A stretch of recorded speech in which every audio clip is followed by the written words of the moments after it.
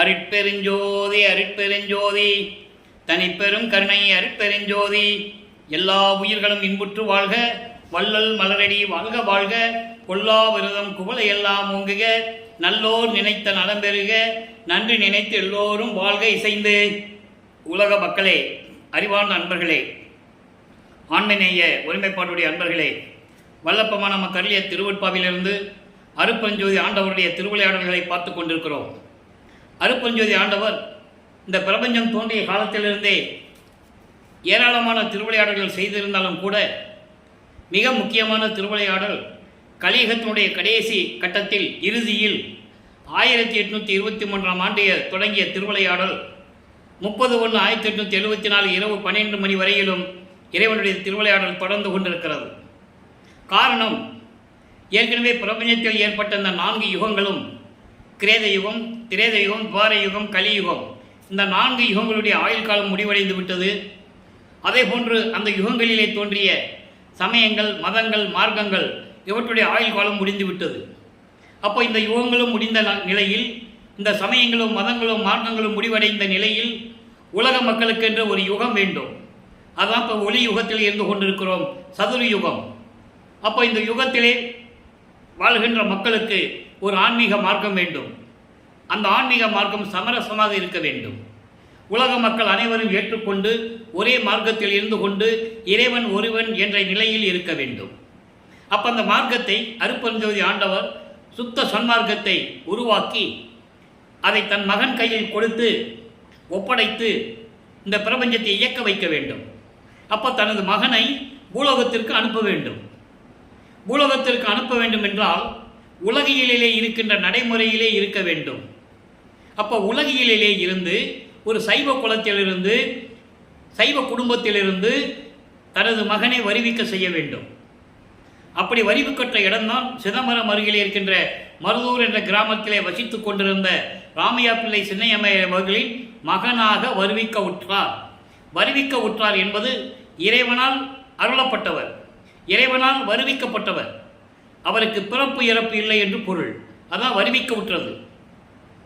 அப்போ தன் தாயின் கருவறையிலே இந்த குழந்தை இருக்கும்போது அது தெய்வ குழந்தை என்று அந்த தாய்க்கு தெரியாது, அந்த தாய்க்கோ தந்தைக்கோ தெரியாது. அந்த நிலையில் வல்லப்பமானவர்கள் பூலோகத்திற்கு ஒரு தாயின் வழியாக வருவிக்க உற்றது. அப்போ அந்த தாயின் கருவறையிலே நடந்த நிகழ்ச்சிகளை எல்லாம் பார்த்து விட்டோம். இறைவனுடைய திருவிளையாடலை எல்லாம் பார்த்தோம்.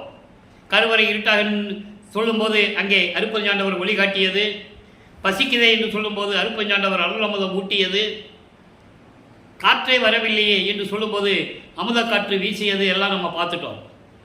ஏன் இதை தினமும் நம்ம சொல்ல வேண்டிய காரணம், அந்த திருவிளையாடலுடைய சுருக்கத்தை சொல்ல வேண்டும். அதுக்கப்புறம் 5 மாத குழந்தையாக இருக்கும்போது சிதம்பரத்திலே சிதம்பர ரகசியத்தை தன் மகனுக்கு காட்டியது. இப்படியெல்லாம் திருவிளையாடல் செய்து முடிந்தவுடனே தன் மகனுக்கு மறைப்பு நிலையை கொடுக்கிறார் அருட்பெருஞ்சாண்டவர். அதுக்கப்புறம் அவருக்கு என்ன நடந்ததுன்னே தெரியாது. அப்போது இந்த 51 ஆண்டுகளையும் 1823 தொடங்கிய திருவிளையாடல் 1874 ஆண்டுகள் வரை 51 ஆண்டுகள் இந்த திருவிளையாடல் நடந்து கொண்டிருக்கிறது. அப்போ அந்த 51 ஆண்டுகளையும் 8 ஆண்டுகளாக பிரித்து தனது மகனுக்கு அருளை கொடுத்து கொண்டிருக்கிறார். நமது பிள்ளை பெருமானவர்கள் வருவிக்க உற்று 1ஆம் ஆண்டிலிருந்து 8 ஆண்டுகள் வரைக்கும் எந்த விதமான நிலையும் அவருக்கு கிடைக்கவில்லை. அவர் யார் என்று அவருக்கே தெரியாது. ஒரு சாதாரண உலகியலிலே ஒரு குடும்பத்தில் பிறந்தோம் அப்படின்ற நிலை மட்டும்தான் அவருக்கு தெரியும். அப்போ அவரை கொண்டு போய் பள்ளிக்கூடத்தில் சேர்க்கிறாங்க. அவரால் இருக்க முடியவில்லை, படிக்க முடியவில்லை. காரணம், தன் தந்தை தன் மகனுக்கு, தன் மகன் யாரையும் ஆசிரியராக ஏற்றுக்கொள்ளக்கூடாது, குருவாக ஏற்றுக்கொள்ளக்கூடாது. நல்லா புரிஞ்சுக்கணும் நீங்கள். அந்த நிலையில் அவர் பள்ளிக்கூடத்தில் படிக்க முடியாத நிலையில் வெளியே வந்துடுறார்.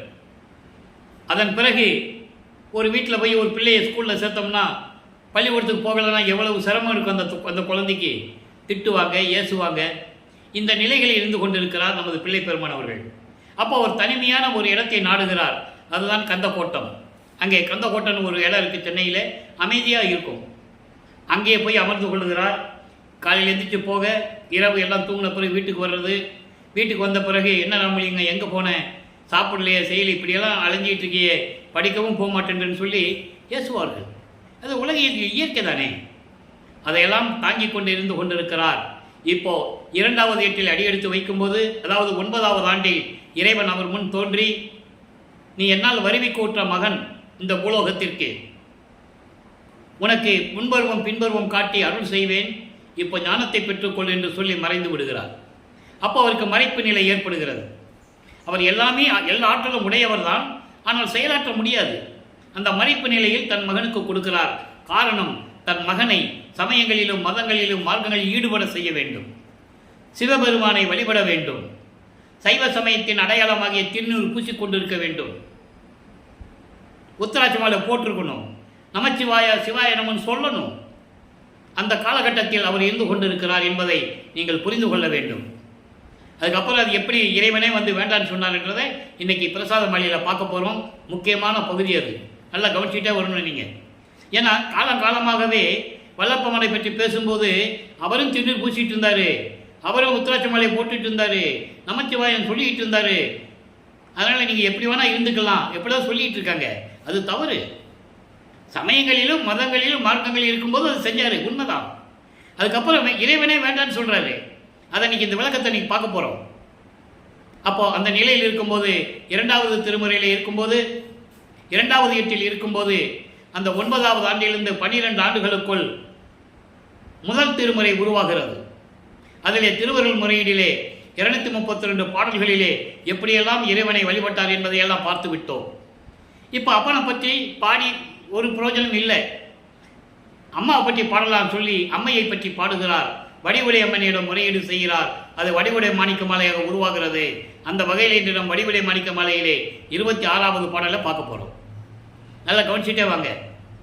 இப்போ ஒரு வீட்டில் அப்பா கிட்ட எதையும் சாதிக்க முடியலன்னா, அப்பா கிட்ட கேட்டு அப்பா கொடுக்கலன்னா அம்மா கிட்ட போய் நிற்போம்ல. அந்த மாதிரி வடிவுடை அம்மனை பற்றி பாடுகிறார். நல்லா கவனிச்சுட்டே வாங்க. மொத்தம் 100 பாடல்கள். ஒவ்வொரு பாடல்களும் அதனுடைய பொருள் ஒவ்வொரு விதமாக இருக்கும். இன்னைக்கு 26வது பாடலை பார்க்க போகிறோம். கவனிங்க. இப்போ வல்லப்பமானவர்கள் 12 ஆண்டுகளுக்குள் இருந்து கொண்டிருக்கிறார். வருவிக்க உற்று 12 ஆண்டுகளுக்குள் இது நடக்குது. இப்போ பாடலை பாருங்க. நீயே எனது பிழை குறிப்பாய் எனில், நீயே எனது பிழை குறிப்பாய் எனில், நின் அடிமை பேயன் செய்யும் வண்ணம் எவ்வண்ணமோ, என்னை பெற்று அளிக்கும் தாயே, என்னை பெற்று அளிக்கும் தாயே, கருணை தடம் கடலே, ஒற்றிசார் குமுத வாயே, சமுந்தரமானே, வடிவுடை மாணிக்கமே. நீயே நான் செய்த தவறுகளை மனதில் வைத்துக்கிட்டு எனக்கு அருளை கொடுக்காவிட்டால் நான் என்ன செய்வேன்? நீ என் தாய் அல்லவா? என்னை வருவிக்க விட்டவன் உனது கணவன் அல்லவா? பாடலில் சொல்வார். அந்த பாடல் விளக்கத்தில் நம்ம பார்த்துருக்கோம். என்னை இந்த உலகத்திற்கு பூலோகத்திற்கு வருவிக்க செய்தவன் உனது கணவன் அல்லவா? அப்போ நான் உனது மகன் அல்லவா? நீ என் தாய் அல்லவா? அதை இங்கே சொல்கிறாரு. நீயே எனது பிழை குறிப்பாய் எனில், நீயே என்னுடைய தவறுகளை எல்லாம் மனசில் வச்சுக்கிட்டு இந்த அடிமையனுக்கு என்ன செய்யறதுன்னே தெரியாமல் இருந்து கொண்டிருக்கிறேன். அப்போ நீ எனக்கு அருளை செய்யாவிட்டால், என்னை பெற்று அளிக்கும் தாயே, என் தாயே, கருணை கடலே, திருவொற்றியூரில் இருக்கின்ற மானே, என் தெய்வமே, வடிவுடை மாணிக்கமே, விரைவில் வந்து எனக்கு அருள்வாயாக என்று கூறுகிறார். இது 12 ஆண்டுகளுக்குள் நடக்குது. இப்போ ஞானத்தை பெற்ற பிறகு 13வது ஆண்டில் முதல் முறையாக திருவொற்றியூர் செல்லுகிறார். இவர் இருக்கிற இடம் வள்ளலார் நகர். இப்போ வள்ளலார் நகர்னு அதுக்கு பேர். அதுக்கு முன்னால் 7 கிணர் பகுதின்னு சொல்லுவாங்க. அந்த 7 கிணர் பகுதியில் வீராசாமி முதலியார் தெருவில் அவங்க இருக்கிறாங்க. அப்போ அங்கிருந்து நமது பிள்ளை பெருமான் அவர்கள், நமது குழந்தை இறைவன் அந்த காலகட்டங்களில் 13வது ஆண்டில் திருவொற்றியூருக்கு நடந்துதான் செல்ல வேண்டும். 13வது ஆண்டில் நடந்து செல்லுகிறார். 33வது ஆண்டில் பறந்து செல்கிறார் சுத்த சிவஞான வழிக்கு. அந்த விளக்கத்தில் நம்ம படிப்படியாக பார்த்துக்கிட்டு இருக்கோம். ஒவ்வொரு 8 ஆண்டுகள்லையும் எப்படி அவர் அருளை பெற்றார், எந்தெந்த காலகட்டங்களில் என்பதை பார்த்து கொண்டிருக்கிறோம். இப்போ திருவொற்றியூர் போகிறாரு. திருவொற்றியூர் அங்கே நின்றுட்டு தியாகராஜ பெருமானை பற்றி பாடி உரி பாடுறாரு. 26 பதியங்களை பார்த்துட்டோம். மொத்தம் 113 பதியங்கள், 1207 பாடல்கள். இப்போ இது வரைக்கும் 26 பதியங்களை தான் பார்த்துருக்கோம். இப்போது இந்த பாடல்கள் எல்லாம் ஒரு சுருக்கம், அதனுடைய விளக்கங்களின் சுருக்கம் என்னவென்றால், இவர் போய் சிவபெருமானை பற்றி பாடுறது எந்த விதமான அருள் கிடைக்கவில்லை, காட்சியே கொடுப்பதில்லை. ஒருவேளை திருமலை வாயிலுக்கு சென்றால் அந்த அருளை பெற்று விடலாமே என்று சொல்லி திருமலை வாயிலுக்கு போகிறார். நடந்து தான் போகணும். அவர் எங்கே போனாலும் கால் வலிக்க நடந்து தான் போகணும். அங்கே போய் மாசிலாமணி மாசிலாமணி உருகி உருகி பாடுவார். ஒரு விஷயம் நல்லா புரிஞ்சுக்கங்க, இந்த பிரபஞ்சத்தில் தோன்றிய அத்தனை அடியார்களும் இறைவனை பாடி போற்றி புகழி அருளை பெற்று பாடினார்கள். ஆனால் நமது பிள்ளை பெருமானவர்கள் நேரடியாகவே தந்தையினுடைய திருவிளையாடல் நடக்குது. அதை நீங்கள் புரிஞ்சுக்கணும். வேற யாருக்கிட்டையும் திருவிளையாடல் கிடையாது. இங்கே தன் மகனிடம் திருவிளையாடல் செய்து கொண்டிருக்கிறார். மகனை அள வைத்து துன்பப்படுத்தி மனசை கஷ்டப்படுத்தி வேடிக்கை பார்த்து கொண்டிருக்கிறார். காரணம், தன் மகனை பக்குவப்படுத்த வேண்டும். சமயங்களிலும் மதங்களிலும் மார்க்கங்களில் இருக்க செய்து தன் மகனை பக்குவப்படுத்தி இந்த உலக மக்களும் தெரியும்படி செய்யணும். அதுக்கப்புறம் இது வேண்டான்னு சொல்லணும். இதுதான் கான்செப்ட். இப்போ பாருங்க, அப்படி இருக்கும்போது இவர் திருமலை வயலுக்கு போகிறாரு. அங்கே போய் உருகி உருகி பாடுவார். அங்கே இருக்கிற சிவகுமாரருக்கு மாசிலாமணின்னு பேர். என்னை இந்த பூலோகத்துக்கு வரிவிக்க செஞ்சு என்னை வர வச்சுட்டு நான் உன்னை தேடி வந்தால் ஒரு வார்த்தை கூட பேச மாட்டேன்ற, ஊமை மாதிரி நிற்கிற அப்படிலாம் கேட்பார். அதன் விளக்கங்கள் எல்லாம் நம்ம பார்த்துட்டோம். அதன் பிறகு திருவிலை தாயத்துக்கு போவார். அங்கேயும் போய் இறைவனை பற்றி பாடுவார். எப்படியாவது இறைவனை அவர்களை பெற வேண்டும் என்று சொல்லி ஒவ்வொரு இடத்துக்கு போகிறார். அங்கேயும் எந்த விதமான பதிலும் கிடைக்கவில்லை.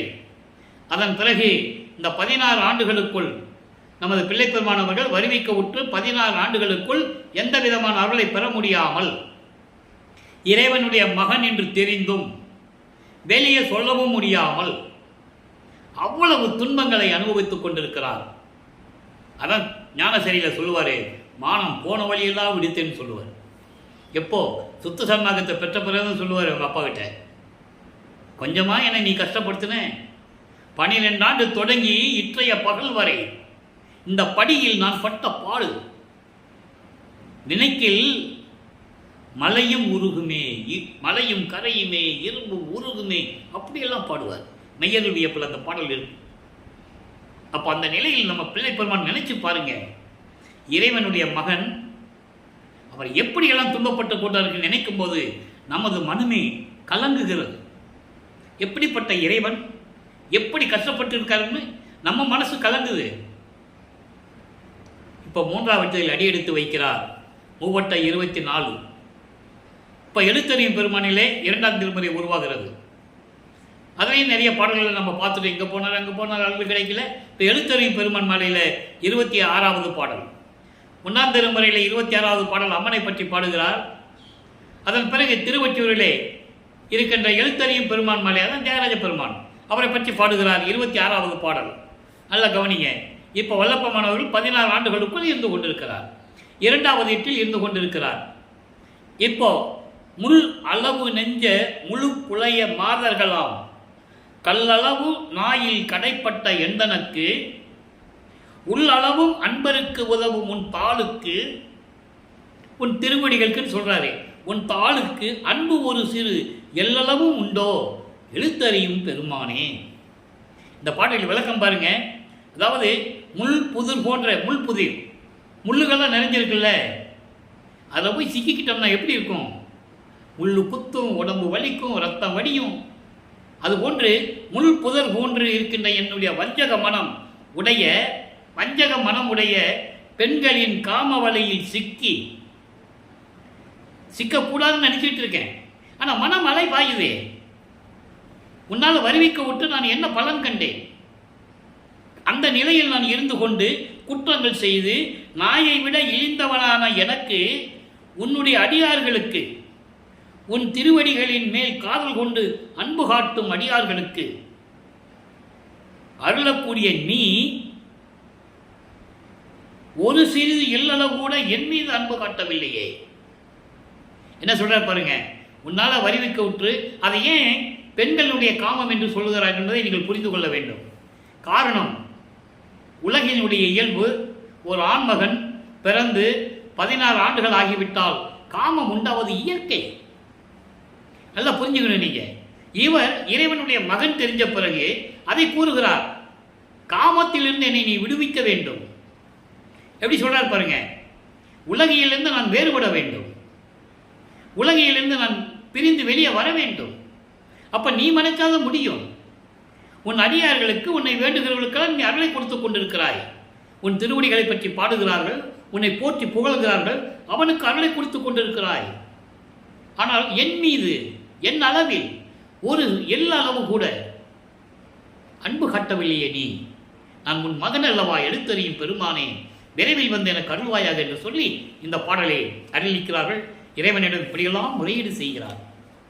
அப்போ இவருக்கு 16 ஆண்டுகள் முடிஞ்சிருச்சு. இப்போ 3வது எட்டில் எடுத்து வைக்கும்போது 17வது ஆண்டிலிருந்து 24 ஆண்டுகளுக்குள் என்ன நடந்தது என்பதை 3ஆம் திருமுறையிலிருந்து பார்த்து கொண்டிருந்தோம். 3ஆம் திருமுறை 19 பதியங்கள், 235 பாடல்கள், எல்லா விளக்கங்களையும் பார்த்துட்டோம். அதனுடைய ஒரு சுருக்கம், அதாவது இப்போ என்ன பண்ணுறாரு, திருவொற்றியூருக்கு போகிறாரு, அந்த தெருமுனையில் நின்றுக்குவார். இப்போ காட்சி கொடுக்கிறார் தியாகராஜ பெருமான், சிவபெருமான் காட்சி கொடுக்கிறார். காட்சி கொடுத்து மறைந்து விடுகிறார். அப்போ ஒரு மனசு எப்படி இருக்கும்? பாடல்களிலே அருமையாக கூறியிருப்பார்கள். அப்போதான் தன்னுடைய ஏக்கத்தை, தன்னுடைய மன தவிப்பை, தன்னுடைய துயரத்தை நாரையிடமும் கிளிகளிடமும் தூது சொல்லி அனுப்புவார். பதில் வராது. அதன் பிறகு நான் ஏற்கனவே கூறியது போல, உலகியலிலே குடும்பத்தில் பிள்ளைகளுக்கு கல்யாணம் ஆகணும், ஏதோ ஒரு கஷ்டம் வந்துச்சுன்னா குறி கேட்க போவாங்க இல்லையா? ஏதோ பரிகாரம் செய்யலாமா, பரிகாரம் செஞ்சாவது நம்ம வாழ்க்கை நல்லா இருக்குமா? ஏன்னா இது சமயங்களிலும் மதங்களிலும் மார்க்கங்களிலும் நெறிகள் உண்டு. அது காலங்காலமாக நடந்து வருகிறது. அதே போல் இவரும் ஒரு குளத்துக்கு பின்னர் போய் குறி கேட்குறாரு. சோழி உருண்டாதானே குறி கேட்கறதுக்கு, அவர் தான் தடுக்கிறாரு. அதன் பிறகு ஒரு ஜோசியர்கிட்ட போவார். தன்னுடைய குறைகளெல்லாம் சொல்லி, இப்படிப்பட்ட இறைவன், அவனால் நான் வருவிக்க உற்றவன், அவனிடம் எந்த அருளை பெற முடியவில்லையே, ஏதாகுமோ என்னமாகுமோ என்று எதிர்காலத்தை நினைத்து கொண்டிருக்கிறேன், புரிநூல் உத்தமரே, ஒரு ஜோசியம் பார்த்து சொல்லுங்கள் என்னெல்லாம் கூறுவார். ஒரு பிரயோஜனம் இல்லை. அதுக்கப்புறம் கடைசி கட்டத்தில், அதாவது 3வது திருமுறையில் 24வது ஆண்டில் இப்போ தான் சிவபெருமானை பார்க்குறார். அப்படியே பார்த்துக்கிட்டே இருப்பார். தெருவில் இருந்து சிவபெருமான் அப்படியே நடந்து வருவார் இவரை பார்த்து. இவருக்கு ஒரே சந்தோஷம். நண்பர்களே, இது கதை அல்ல, கற்பனை அல்ல, பாடல்கள் இருக்கின்ற விளக்கத்தை உங்களுக்கு கூறிக்கொண்டிருக்கிறேன். ஏற்கனவே எல்லா பாடலுக்கும் விளக்கம் கொடுத்தாகிவிட்டது. இருந்தாலும் அதனுடைய சுருக்கத்தை சொல்ல வேண்டும் என்பதற்காக சுருக்கமாக சொல்லுகிறேன். இப்போ பக்கத்தில் வருவார், மகனை கன்னத்தை கிள்ளி கொஞ்சிட்டு அப்படி பேச மாட்டார், சும்மா அப்படி கிஞ்சோன்னே இவருக்கு அப்படியே பெரிய சந்தோஷம். இவருக்கு பாடலில் சொல்கிறாரு, மதி மயங்கி அப்படியே மனம் மயங்கி நின்றுட்டேன், நான் மெய் மருந்து நின்றுட்டேன், திரும்பி பார்க்குறேன், அப்படியே யூட்டன் எடுத்து, அதாவது என்னை திரும்பி பார்க்காம நான் திரும்பி பார்க்குறேன், அவர் என்னை திரும்பி பார்க்காம திருவழியாக ஓடுகிறார். சிவபெருமான் இவரை பார்த்து திருவழியாக ஓடுறாரு. காரணம் என்ன? மகன் கையில் சிக்கிடக்கூடாது, கேட்டால் பதில் சொல்லணும். பதில் சொல்லணும்ல, வரிவிக்கை செஞ்சுட்டு இவர்கிட்ட அலைய வச்சா என்ன அர்த்தம்னு கேட்பார்ல. அப்போ அவர் பதில் சொல்லணும்ல. பதில் சொல்கிறதுக்கு இன்னும் 27 வருஷம் இருக்குது, இப்போ அவனுக்கு பதில் சொல்லக்கூடாதுன்னு சொல்லி அவர் ஓடுறாரு. அவர் ஓடும்போது இவர் பின்னாலே ஓடுறாரு. பாட்டில் சொல்கிறாரு, அவர் ஓட்டத்தை பிடிக்க ஒண்ணாதேன்னு சொல்லுவார். அப்போது இந்த நிகழ்ச்சி நடக்கும்போது தினமும் அங்கே இருக்கிறவங்க பார்ப்பாங்கல்ல, இவர் திருவொற்றியூருக்கு போகிறது, அங்கே சுற்றி இருக்கிறவங்களும் இவர் பார்ப்பாங்கல்ல. என்ன ராமலிங்கம், யாரை துரத்தி ஓடுற, நீ ஓடிக்கிட்டே இருக்கேன்னு கேட்பாங்க. அந்த பாட்டில் விளக்கம் இருக்குது. அப்போது சிவபெருமான் ஓடுறாரு, நான் அவனை பிடிக்க போகிறேன் அப்படிம்பார். அப்போ மக்கள் என்ன சொல்லுவாங்க, என்னையா அவனுக்கு பைத்தியமாக பிடிச்சிருச்சு, இந்த கலியுகத்தில் சிவபெருமான் இருக்காரு ஓடுறாருன்ற, இவரை சாதாரண ஒரு மனிதன் என்றோ அவங்க நினச்சிட்டு இருக்காங்க. ஆனால் இவருடைய நிலைமை அவருக்கே தெரியாது. இப்போ எப்படி அவங்களுக்கு தெரியும்? இறைவனுடைய மகன் தெரியும், அவ்வளோதான். அப்போ கேட்பாங்க, அவன் என்னத்தை நீ பண்ண போகிறப்போ, அவனுக்கே சோத்துக்கு இல்லாமல் பிச்சை எடுக்குன்னு சொல்கிறாங்க, இருக்க இடம் இல்லாமல் சுடுகாட்டில் இருக்கலான்னு சொல்கிறாங்க, உன்னை பார்த்து அவர் ஓடுறாரா, போய் வீட்டில் போய் ஏதாவது பழப்ப பாருன்னு சொல்கிறாங்க. அப்படியே பாடலில் விளக்கம் இருக்குது.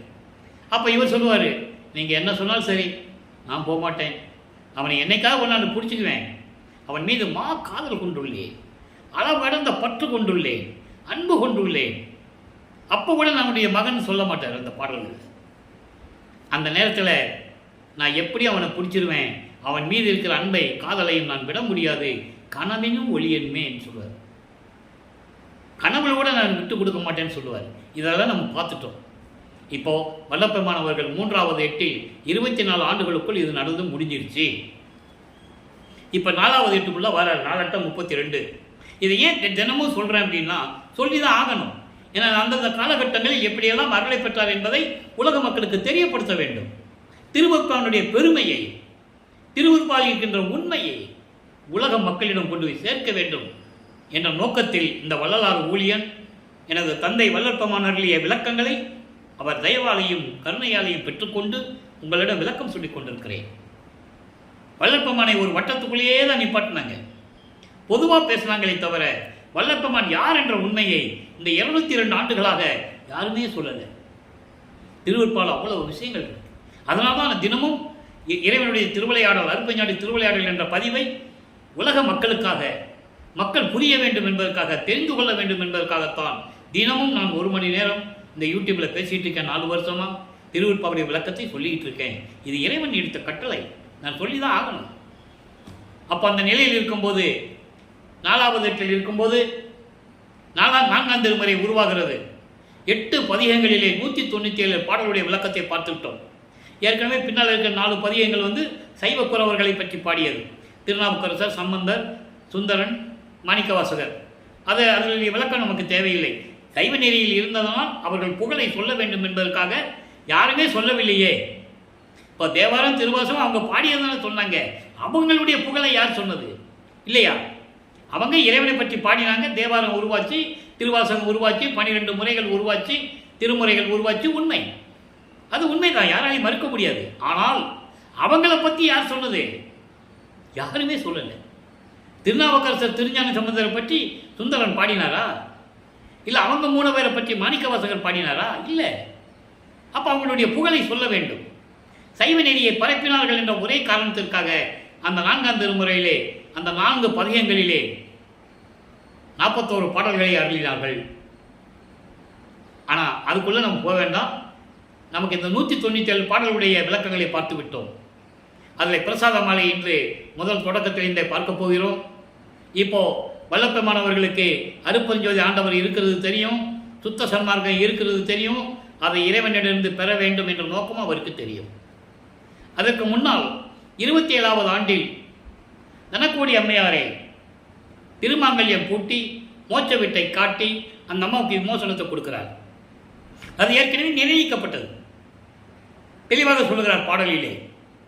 ஏற்கனவே நிர்ணயிக்கப்பட்டு மின்னுலகத்திலிருந்து அந்த அம்மா, அதனால தான் இவர் வறுமைக்கு உற்ற குடும்பத்தில் ஒரு சொந்தக்கார பொண்ணாக அந்த அம்மா பிறக்கிறாங்க.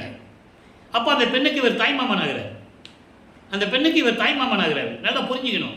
அந்த உறவு முறையில் தாலி கட்டினாதான் அந்த அம்மாவுக்கு விமோசனம் நீங்கும், விமோசனம் கழிஞ்சு போகும், விமோசனம் கிடைக்கும். அதாவது கர்மம் கழிஞ்சு விமோசனம் கிடைக்கும்.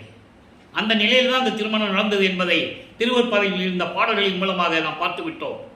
அப்போ அந்த திருமணத்தின் போது பிரம்மன், திருமால், ருத்திரன், மாணவர்கள் வாழ்த்தியது மக்களுக்கு தெரியாது இல்லையா? மானிடர் கண்களுக்கு தெரியாது.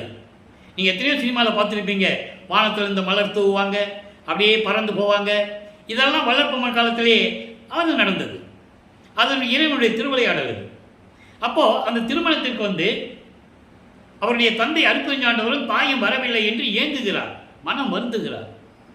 அன்று இரவே 2 குதிரை மாட்டின தேரில் மணமக்களை வாழ்த்தியது எல்லாமே திருவருட்பாவிலே உண்டு. அந்த விளக்கங்களையெல்லாம் பார்த்துட்டோம்.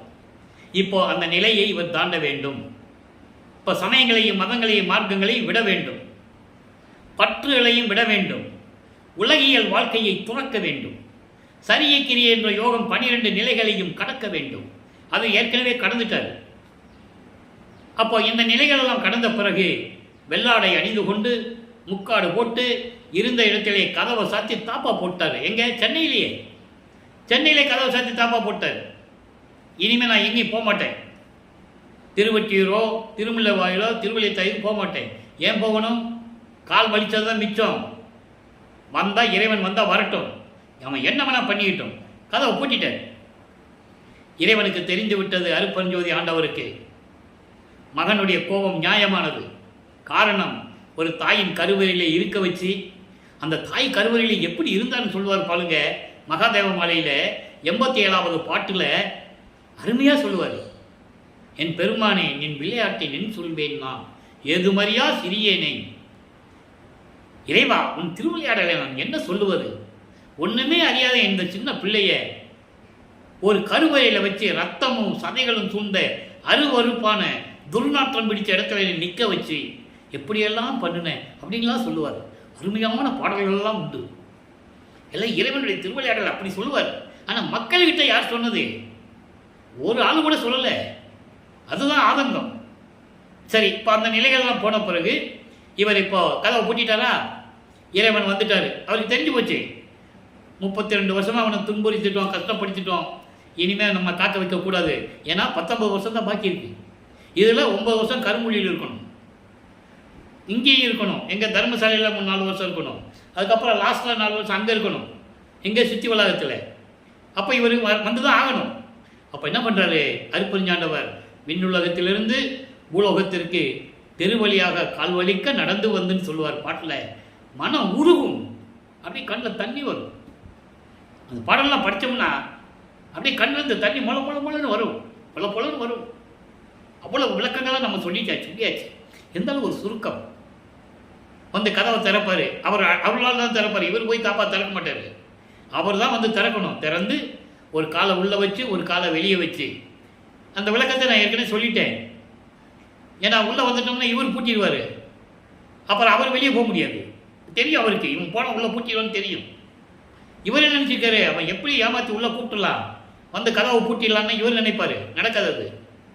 அப்போது அப்படி வச்சு மகனை அழைச்சி ஒவ்வொரு பாடலிலும் எப்படியெல்லாம் அருளை கொடுத்தார் என்பதை பார்த்து விட்டோம். இப்போ எல்லா அருளையும் வாங்கிட்டார். நல்லா கவனிக்கணும், எல்லா அருளையும் வாங்கிட்டார். 3 தான் பாக்கி. அதாவது சுத்த சன்மார்க்கத்தை வாங்கணும், சாகா கல்வியை கற்றுக்கணும். இது 2 எங்கே நடக்கணும்? அங்கே போகணும். அண்டங்களை விட்டு சுத்த சிவஞான வெளிக்கு போகணும். அதுக்கு முன்னாடி எல்லா சக்தியும் வாங்கியாச்சு. ஏம சித்தி, தத்துவ சித்தி, தத்துவ வெற்றி, அந்தங்களை கடத்தல் எல்லாம் வாங்கியாச்சு. அதனுடைய விளக்கத்தை இன்னைக்கு நான் பிரசாத மாலையிலிருந்து தினமும் ஒரு பாடலுடைய விளக்கத்தை பார்க்க போகிறோம். அற்புதமாக இருக்கும். திருநூறு ஏன் வேண்டான்னு சொன்னார், உனக்கு இது தேவையில்லைன்னு எப்படி சொன்னார், அதெல்லாம் இன்றைக்கி நம்ம பார்க்க போகிறோம். இன்னிலேருந்து ஸ்டார்ட் பண்ண போகிறோம். ஏன்னா வல்லப்பெருமானை அப்படி தான் சொல்லிகிட்டு இருக்காங்க உலக மக்களிடம். அதாவது தவறான ஒரு நிலையை உலக மக்களிடம் சொல்லி கொண்டிருக்கிறார்கள். அவரை திருநூறு பூசினார், நீ அதெல்லாம் பூசிக்கலாம். அவர் உத்தராட்சி மலை போட்டார், அதெல்லாம் நீ போட்டுக்கலாம். அதெல்லாம் நீ சிவாயை நம்ம சொல்லலாம். எப்போ சொல்லலாம்? சமயங்களையும் மதங்களையும் மார்க்கங்களையும் இருந்தபோது நீ சொல்லிக்கோ. அது உன்னுடைய சுதந்திரம். சுத்த சன்மார்க்கத்துக்கு வந்து சொல்லக்கூடாது. தெளிவாக சொல்கிறார். இன்னைக்கு பாட்டில் நம்ம அதை பார்க்க போகிறோம். அப்போ அந்த நிலையில் இருக்கும்போது இவர் அண்டங்களை தாண்டி தத்துவங்களை கடந்து அங்கே சுத்த சிவஞான வழிக்கு சென்று கொண்டிருக்கிறார். அங்கே மகனை வரவேற்கிறார் அருட்பெருஞ்சோதி ஆண்டவர். தேவர்களும் 3 கோடி தேவர்களும் ரிஷிகளும் முனிவர்களும் பிரம்மன் திருமால் அத்தனை பேரும் அங்கே சத்தியஞான கீழே நின்று கொண்டிருக்கிறார்கள். உள்ளே போக முடியாது. அவங்க ஒரு படியில் கூட கால் எடுத்து வைக்க முடியாது. தெளிவாக சொல்கிறார் பாட்டில். ஏன்னா அவங்களுக்கு அதுக்கு தகுதியானவர்கள் இல்லை. அவங்க சுத்த சன்மார்க்கத்தில் இல்லை. அவங்களுக்கே அந்த நிலை. நல்லா கவனிச்சிக்கணும். அவங்க சுத்த சன்மார்க்கத்தில் இல்லாதனால் அவங்க சத்தியஞான சோக்கில் போக முடியாது. கொலை செய்தவர்கள், மாமிசம் உண்டவர்கள், காமத்தில் திளைத்தவர்கள் என்பதை பாடல்களிலே தெளிவாக கூறுகிறார். மரணமா கொலை பாதகரன் என்று கூறுகிறார். திருமாலையும் பிரம்மனையும் பாடல் உண்டு, யாரும் மறுக்க முடியாது. அப்படியெல்லாம் பாடல்களிலே உண்டு. அதனால் அவங்க உள்ளே போக முடியாது. அதனால தான் அதே சத்தியஞான சபை இங்கே நிறுவும் போது கொலையும் புலையும் தவித்தவர்கள் உள்ளே புகுவும் போட்டார். உள்ளே புகுக வேண்டும் போட்டார். அதை நீங்கள் புரிஞ்சுக்கணும். அந்த விளக்கத்தை நம்ம பின்னால் பார்க்க போகிறோம். சித்தி வளாகத்துக்கு போன பிறகு அந்த விளக்கம் உங்களுக்கு கிடைக்கும். இப்போ அங்கே போகிறாரு. அங்கே சிங்காசனத்திலே அமர வைத்து மகனே இந்த ஆடைகளை கலைந்து விட்டு முக்காடு போட்டு தானே போகிறாரு. மங்கள நீராடி புனித நீராடி இந்த ஆடைகளை கலைந்து விட்டு ஆபரணங்களை அணிந்து புத்தாடை அணிந்து மங்கள கோலத்துடன் வருவாயாக. 2.5 நாளிகையில் உனக்கு மணிமகுடம் சூட்ட வேண்டும். அப்பா சொல்கிறார் மகன்கிட்ட. மகன் உடனே அதுக்கு தயாராகி வருகிறார். அந்த சிங்காசனத்தில் அந்த இருக்கையிலே அமர வைத்து தன் மகனுக்கு சுத்த சன்மார்க்கத்தை கொடுத்து, மகனே இனிமேல் இது உன்மார்க்கம், இதுவரை என் மார்க்கம், இனிமேல் இது உன்மார்க்கம் என்று சுத்த சன்மார்க்கத்தை கொடுத்து சாகா கல்வியை கற்றுத்தருகிறார். இதை தேவர்களும் முனிவர்களும் ரிஷிகளும் பார்த்து கொண்டிருக்கிறார்கள் என்பதை பாடல்களிலே கூறியிருக்கிறார். அந்த விளக்கத்தையும் பார்த்து விட்டோம். சரி, இதெல்லாம் பெற்றுக்கொண்டு நேராக கரும்புலிக்கு வருகிறார். விண்ணுலகத்திலிருந்து நேராக பூலோகத்துக்கு அங்கே தான் வரார். ஆனால் இங்கே இருக்கிறவங்க என்ன சொன்னாங்க, அவரை எங்கேயோ போயிட்டாரு, 6 மாதம் ஆகும், 1 வருஷம் ஆகும், எங்கே போனாருன்னு தெரியல, கன்னியாரம் பண்ணார், கொண்டாட்டிய தெருவில் விட்டு வந்துட்டாரு, இப்படி தான் பேசுனாங்க. அவர் ஒரு துறவி, ஒரு பாடலாசிரியர், ஒரு சமூக சீர்திருத்தவாதி, இப்படி தான் சொன்னார்களே தவிர அவர் இறைவனுடைய பிள்ளை, இறைவனுடைய அவதாரம் என்று, அதாவது வருவிக்கோற்றவர், இறைவனுடைய குழந்தை என்று சொல்லவில்லை. அவதாரம் என்று கூட சொல்லக்கூடாது. பிறக்கிறவனுக்கும் அவதாரம் எடுக்கிறவனுக்கும் பிறப்பு இறப்பு உண்டு. இவருக்கு பிறப்பு இறப்பு இல்லை, ஒவ்வொரு யுகத்திலையும் இருந்தவர். சும்மா சாதாரணமாக பேசிட்டு இருக்கிறாங்க, அவரை தவறு. அப்போ அந்த நிலையில் இருக்கும்போது கருங்குழியிலே உறைவிடமாக கொண்டுள்ளார். அதுக்கப்புறம் செவி விழுந்த செய்திகள்லாம் உண்டு, அதுக்கடையே நம்ம ஏற்கனவே பார்த்துட்டோம். இங்கே வந்த பிறகு தான் இருந்த இடத்திற்கு ஒரு பெயர் நிலைக்க வேண்டும் என்பதற்காக தண்ணீரால் விளக்கரித்த இல்லம் என்ற ஒரு பெயர் ஏற்படுத்திவிட்டு, அந்த அம்மா செம்பில் வைக்கும்போதே இது தண்ணின்னு அவருக்கு தெரியும். எல்லார்களையும் பெற்றவருங்க அவர். அண்டங்களுக்கு நொடி பொழுதில் கடந்து செல்லக்கூடியவர், நினைத்தால் நினைத்த இடத்தில் இருக்கக்கூடியவர், எல்லாருளையும் பெற்றவர்கள். அப்படிப்பட்டவருக்கு தெரியாதா அந்த இடத்துக்கு ஒரு பேர் வரணும்? அந்த அம்மா வைக்கும்போதே இவர் சொல்ல முடியாது. அந்த வீட்டுக்கார அம்மா வைக்கிறாங்கல்ல, என்னன்னு நினச்சி வைக்கிறாங்கல்ல, அப்போவே இதில் தண்ணி இருக்குமான்னு அவர் சொல்ல முடியாது, சொல்லக்கூடாது. அப்புறம் அந்த அம்மா வந்து கேட்கும்போது, எப்படி சாமி நான் தண்ணி வச்சுட்டு போயிட்டேனே, விளக்கு எப்படி எரிஞ்சுன்னு கேட்கும்போது, இறைவன் அருளால் எரிந்தது, எல்லாம் அவன் செயல் அப்படின்னு சொல்லிடுவார். புரியுதா உங்களுக்கு? அப்போ இந்த நிலைகளெல்லாம் மாறின பிறகு தந்தையும் மகனும் அங்கே 9 ஆண்டுகள், அருப்பெருஞ்சாண்டவரும் வல்லற்பமானவர்களும் கருங்குழியிலே 9 ஆண்டுகள் உரையாடுகிறார்கள். பாடல்கள் உருவாகிறது. என்னென்ன பாடல்கள் என்பதை நாம் ஏற்கனவே விளக்கத்தில் பார்த்து விட்டோம். இப்போ ஜீவகானிய ஒழுக்கம் உருவாக வேண்டும். பிரபஞ்சத்திலே ஜீவகானிய ஒழுக்கம் உருவானது எங்கே? வடலூரிலே. எப்படிப்பட்ட ஜீவகானிய ஒழுக்கம்? 7 பிரிவுகள். அந்த விளக்கங்களை எல்லாம் பின்னாலே நம்ம தர காத்திருக்கிறோம். அது பின்னால் கொஞ்ச நாள் அவங்களுக்கு கிடைக்கும். ஏன்னா தர்மசாலை விட்டு அவர் போகும்போது தான் அது சொல்லுவது சரியாக இருக்கும். இப்போ அதே மாதிரி கருங்குழியிலிருந்து வந்து தர்மசாலையிலே 23/5/1867 ஒரே நாளில் பார்வதிபுரம் மக்கள் கொடுத்த நிலத்திலே தர்மசாலையை நிறுவி அன்றே அணைய அடுப்பை மூட்டி உணவை சமைத்து பசியோடு வருகின்றவர்களுக்கு பசியை போக்கிக் கொண்டிருக்கிறார். ஜீவகானிய ஒழுக்கம் பிறந்து விட்டது. அங்கே பிரபஞ்சத்திலே கிடையாது. அந்த நிலையில் வல்லப்பமானவர்கள் அந்த நிலையை ஏற்படுத்திவிட்டு அங்கே உறைவிடமாக இருந்து கொண்டிருக்கிறார் தர்மசாலையிலே. இப்போ வல்லப்பமானவர்கள் 6வது வீட்டில் இருந்து கொண்டிருக்கிறார். 6×8 = 44. 44வது ஆண்டிலிருந்து கிட்டத்தட்ட 43வது ஆண்டு கூட வச்சுக்கலாம். கிட்டத்தட்ட 44வது ஆண்டிலிருந்து 48 ஆண்டுகளுக்குள் என்ன நடந்தது? இது தர்மசாலையில் இருக்கும்போது நடந்தது. அப்போ இறைவனுடைய திருவிளையாடல் அங்கே என்ன நடந்தது? உலக மக்களுக்கு சொல்லணும்ல. அப்போ 1869ஆம் ஆண்டு திருவருட்பாவை முடக்கி வைப்பதற்காக ஆறுமுக நாவலர் என்னுடைய ஒரு புலவர் தலைமையிலே ஆதீனங்களும் மடாதிபதிகளும் சமயங்களையும் மதங்களையும் மார்க்கங்களையும் சார்ந்தவர்கள், ஜாதிகள் மீது பற்று கொண்டுள்ளவர்கள் எல்லாரும் ஒன்று சேர்ந்து திருவருட்பாவை முடக்கி ஆக வேண்டும் என்று சொல்லி முத்துசாமி என்ற ஒரு வழக்கறிஞரை நியமித்து வக்காலத்து வாங்கி வழக்கை பதிவு செய்து விட்டார்கள் நீதிமன்றத்திலே. கடலூரிலே மஞ்சக்குப்பம் என்ற இடத்தில் இருக்கின்ற நீதிமன்றத்திலே வழக்கு விசாரணைக்கு வருகிறது. வாதி ராமலிங்க, அதாவது வாதி ஆறுமுக நாவலர் அங்கே போகிறார். அவரை சார்ந்த கூட்டங்கள்லாம் போகுது அங்கே. ஆனால் வழக்கு போட்டாச்சு, விசாரணைக்கு வருதுன்னு தெரியும். இங்கே வடலூர்லேருந்து யார் போனது? நல்லா சிந்திச்சு பார்க்கணும். நீங்கள் கூட ஆள் போயிருக்கணும் இல்லை? யார் போனது? யாருமே போகலை. ஏனென்றால் அவர் உடன் இருந்தவர்கள், அவரை சார்ந்து இருந்தவர்கள் எல்லாமே சமயங்களையும் மதங்களையும் மார்க்கங்களையும் பின்பற்றி கொண்டு ஜாதியினுடைய பெயர்களை பின்னால் போட்டுக் கொண்டிருந்தவர்கள். முதலையார் என்றோ, செட்டியார் என்றோ, ஐயர் என்றோ, பிள்ளை என்றோ தங்களுடைய பெயர்களுக்கு பின்னால் ஜாதிகளின் பெயர்களை போட்டுக் கொண்டிருந்தவர்கள் போகவில்லை. இறைவனுக்கு தெரியும் இல்லை, அதனாலே சொல்லுகிறார், என் உடன் இருந்தே சதி செய்து கொண்டிருந்தார்கள் என்று பாடலிலே கூறுகிறார். அந்த பாடலின் விளக்கத்தை எல்லாம் பார்த்து விட்டோம். இதெல்லாம் மக்கள்கிட்ட சொல்லணும். ஏன் சொல்லலை? ஏனென்றால் பேசுகின்றவர்களும் ஜாதிகளையும் மதங்களையும் மார்க்கங்களையும் சார்ந்தவர்கள். அதனால் சுத்த சன்மார்க்கத்தை யாருமே கூறவில்லை என்பதை என்னால் உறுதியாக சொல்ல முடியும். ஆக இந்த இந்த காலகட்டங்களில் வல்லபெருமான் அவர்கள் அங்கே பிரதிவாதி வந்தாச்சா, ராமலிங்க பிள்ளை ராமலிங்க பிள்ளை ராமலிங்க பிள்ளை என்று அந்த நீதிமன்றத்துடைய ஊழியர் தபாலின்னு சொல்லுவாங்க, கூப்பிடுறாங்க. அப்போ டக்குன்னு அங்கே எழுந்தருள்கிறார், அங்கதான் உருவாகிறார். டக்குன்னு எந்திரிக்கிறாரு, டக்குன்னு எந்திரிக்கிறாருன்னு அங்கே போய் நிற்கிறாரு. அது வரைக்கும் அவர் வரலன்னு இவங்களுக்கு சந்தோஷமா இருக்கு. அப்போ கூட அவங்களுக்கு இவர் இறைவன் தெரியல பாருங்க.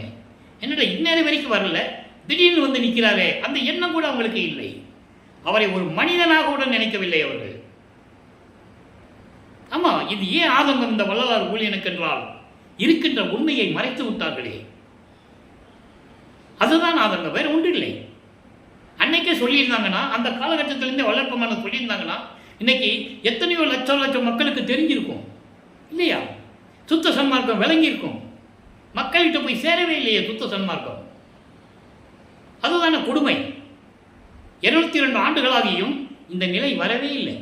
காரணம் என்னன்னா, சொல்ல மனம் இல்லை அவங்களுக்கு. இப்போ டக்குன்னு போய், அதாவது திடீர்னு அங்கே நிற்கிறாரு, எல்லாரும் ஆச்சரியப்படுறாங்க. என்னடா அது, ராமலிங்கம் மாட்டு வண்டியில் வருன்னு சொன்னாங்க, மாட்டு வண்டியில் வர்ற மாதிரி இருந்தால் இந்நேரம் வந்திருக்க முடியாதே நினைப்பாக்கல. அப்படிதான் சொன்னாங்க, மாட்டு வண்டியில் போனார், ஆளுகளை கூட்டம் சேர்த்துட்டு போனார் அப்படிலாம் சொல்லியிருக்காங்க. இது செய்தியில் வந்த செய்திகள். அது எப்படி வேணால் எடுத்துகிட்டு போகுது, நமக்கு அந்த விளக்கத்துக்குள்ளே போக வேண்டாம்.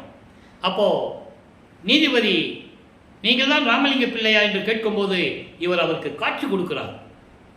அவர் பார்க்கிறார், நீதிபதி பிரிட்டிஷ்காரன் இந்த நாட்டை ஆளும்போது, நீதிமன்றத்தில் ஒரு பிரிட்டிஷ் நீதிபதி இருக்கும்போது சமயபுரம் மாரியம்மாளுக்கு காட்சி கொடுத்தார் என்று சொன்னார்கள்ல, உண்மையாகவே இருக்கட்டும். சொன்னாங்கல்ல, நீதிமன்றத்தில் போய் சமயபுரம் மாரியம்மாள் காட்சி கொடுத்தால், காஞ்சி காமாட்சியை காட்சி கொடுத்தால், சிவபெருமான் கோட்டுக்கு போய் காட்சி கொடுத்தால், பசுமாடு போய் காட்சி கொடுத்தது, சாட்சி சொன்னது எல்லாம் சொன்னாங்க, புராணத்தில் இருக்கிறது. அதே போல வல்லபெருமான் காட்சி கொடுத்தாரு ஏன் சொல்லலை? சொல்லியிருக்கணும்ல. அதை பார்த்து தானே நீதிபதி எந்திரிச்சு நிற்கிறாரு. பிரதிவாதியை பார்த்து நீதிபதி எந்திரிக்கணும் அவசியம் இல்லை. ஒரு வழக்கு தொடர்ந்தா பிரதிவாதியை பார்த்து நீதிபதி எந்திரிக்க வேண்டிய அவசியம் இல்லை, எந்திரிக்கவும் கூடாது. அவ்வளவு வலிமை பெற்றவர் நீதிபதி. ஆக இவர் பார்த்தோன்னு அவர் எந்திரிச்சு நிற்கிறாரு. அப்ப அங்க என்ன நடந்திருக்கணும்? இவர் காட்சி கொடுத்துருக்கணும் யாருன்னு. அதுதானே உண்மை. அவர் எந்திரிச்சுன்னு பார்த்து மற்றவங்களாம் எந்திரிச்சு நின்றுட்டாங்க. ஜட்ஜை எந்திரிச்சு நிற்கிறாருன்னு சொல்லிட்டு இவங்க எந்திரிச்சு நின்னாங்க. அவர் கேட்குறாரு, நீங்கள் ஏன் எந்திரிச்சு நின்னீங்கன்னு அவர் கேட்குறாரு. நீங்கள் எந்திரிச்சு நின்னீங்க, அதனால நின்னோம். முடிஞ்சு போச்சா? அப்போ விவாதம் நடக்குது. விவாதம் நடக்காமல் எந்த கோர்ட்லையும் எந்த கேஸும் தள்ளுபடி ஆகாது. விவாதம் நடக்குது. அப்போ இவர் சொல்றாரு, எல்லாமே இறைவன் செயல். நான் உரைக்கின்ற வார்த்தைகள் எல்லாம் நாயகன் வார்த்தை சொன்னார்ல, அவர் சொன்னாரு, நான் எழுதினேன். அவர் சாதியும் மதமும் சமயமும் பொய்யென ஆதியில் உணர்த்தி அருப்பெருஞ்சோதி, சாதிய மதமும் சமயம் காணா ஆதியநாதயம் அருப்பெருஞ்சோதி. அப்படிப்பட்ட இறைவன் அவர். அவருக்கு ஏது சாதி மதம் ஜாதிகள் மதங்களும் சமயங்களும் என்று கூறி வாதம் செய்கிறார். அதன் பிறகு இதை உணர்ந்து நீதிபதி இறைவனால் எழுதப்பட்ட திருவருட்பாய் என்று உணர்ந்து இதை மறுப்பாய் என்று அறிவிக்க முடியாது என்று தீர்ப்பளிக்கிறார். இதுதான் உண்மை, சத்தியம். இறைவன் சொன்ன விளக்கம் அது. நமக்கு பல பேர் புத்தகங்கள் எழுதியிருக்காங்க, நம்ம இல்லைன்னு சொல்ல முடியாது. விவாதம் நடந்தது, இப்படியெல்லாம் விவாதம் நடந்ததெல்லாம் எழுதியிருக்காங்க. அது ஒரு பக்கம் இருக்கட்டும், அந்த விளக்கத்துக்குள்ள நம்ம போக வேண்டாம். அப்போ கணக்கு வழக்கு அத்தனையும் முடித்து விட்டேன் என்று கூறுவார் திருவருட்பாவிலே. அப்போ என்ன அர்த்தம்? எல்லாத்தையும் நான் முடிச்சிட்டேன்டா, இனிமேல் உலக மக்களுக்கு எந்த விதமான கவலையும் இல்லை. தீர்ப்பை பெற்றுக்கொண்டு தர்மசாலையிலே வந்து அமர்ந்த போது உத்தரஞான சிதம்பரம் மாலை உருவாகிறது. அத்தனை பாடல்களுடைய விளக்கத்தையும் பார்த்து விட்டோம். அங்கதான் சத்தியஞான சபை வருகிறது. சுத்த சன்மார்க்கம் இங்கு எப்படி விளங்கி கொண்டிருக்கிறது என்பதையெல்லாம் தெல்ல தெளிவாக சூட்சுமமான விளக்கத்தில் அந்த பாடலிலே நீங்கள் காணலாம், பார்க்கலாம். அத்தனை விளக்கங்கள் அதில் உண்டு. அதன் பிறகு அங்கே நடராஜபதி மாலை உருவாகிறது. காரணம், நடராஜனும் நடராஜபதியும் வேறனும் மக்களுக்கு சொல்லணும். இந்த நடராஜபதி அருப்பெருஞ்சோதி ஆண்டவர்கள் சொல்லணும். அந்த நடராஜன் சமயங்களையும் மதங்களையும் மார்க்கங்களையும் சார்ந்த தலைவன் சொல்லணும். அதுக்கு நடராஜபதி மாலையை உருவாக்குகிறார், சர்க்குரிமான மாலையும் உருவாகிறது. அதில் விளக்கத்தை நம்ம பார்த்து கொண்டிருக்கோம். இன்றைக்கி நடராஜபதி மாலையிலே 26வது பாடல் நல்லா கவனிக்கணும். 1ஆம் திருமுறையிலே 26வது பாடல் வடிவுடைய மாணிக்க மாலை பாடலுக்கும் 2ஆம் திருமுறையிலே எழுத்தறியும் பெருமான் மாலை 26வது பாடலுக்கும் இங்கே நடராஜபதி மாலையிலே பாடலுக்கும் வித்தியாசம் உங்களுக்கு தெரியும். அதற்கு முன்னால் இந்த 4ஆம் திருமுறையில் இருக்கின்ற பிரசாத மாலையை நம்ம கண்டிப்பாக பார்த்தாகணும். ஏன்னா திருநீர் வேண்டான்னு சொன்னார்ல, அதை விளக்கத்தை பார்த்தாகணும். இது 4ஆம் திருமுறையில் இருக்குது. இன்னைக்கு 1வது பாடல். முதல்ல பாடலை படிச்சிடுறேன், அப்புறம் விளக்கத்தை சொல்கிறேன். திரு உரு கொண்டு எழுந்தருளி சிறியன் முன் அடைந்து திருநீற்று பையை அவிழ்த்து செஞ்சுடர் பூ அளிக்க. அந்த பூ எங்கே இருக்கு? திருநீர் பையில் இருக்கு. திரு உரு கொண்டு வந்து அருள் தேகத்தோடு. அருள் தேகம் என்பது பிரவண தேகம். பிரவண தேகத்தில் திருநீர் பூச முடியுமா? முடியாது. ஆனால் பிரவண தேகத்திற்கு திருநீர் மனம் உண்டு. திருநீர் தேகத்தில் திருநீருக்கு பூச முடியாது. ஆனால் திருநீர் தேகத்துக்கு பிரவண தேகம் என்று ஒரு பெயர் உண்டு.